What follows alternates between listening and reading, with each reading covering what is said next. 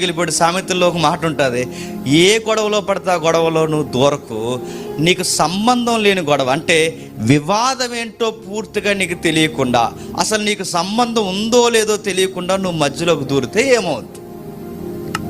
మెత్త కొట్టి పంపించేస్తారు. అంతే. ఏం చేస్తారు చెప్పు? నువ్వు మధ్యలోకి దూరుతావు, ఆడివిడి ఏకమవుతారు, నీ మీద పడతారు. ఏమవుతారు? తీసుకెళ్ళి హాస్పిటల్లో జాయిన్ చేస్తారు. నీకు అవసరమా? దారిని పోయి కుక్కను దంతుంటాడు ఒకడు, అది కరిచేస్తే ర్యాబీస్ వద్దు, నువ్వు మమ్మల్ని కరిచేస్తావు. అడుగుతా అది ఏంటంటే, ఒకడికి కోపం వస్తే అటు చుట్టుపక్కల ఒకటి కోపం వస్తే చుట్టుపక్కల కుక్కలను ఎగరేసేవాడు అంటాడు, ఇలా కుక్కను ఎగరేసేవాడు. అసలు ఈడికి గొడవ దాన్ని ఎగరేసేవాడు, దానికి అర్థమయ్యేది కాదు. కుక్కలను ఎగరేస్తారు, బల్లలు గుద్దెత్తుంటారు. అదో పెద్ద హీరోయిజం అని కూడా. బల్లలు గుద్దేస్తారు, గోడలు గుద్దేస్తారు, గుద్దేసారి గట్టి గుద్దు. కాలో చెయ్యి ఇరిగితే నడుతుంది, ఎవడికి నష్టం?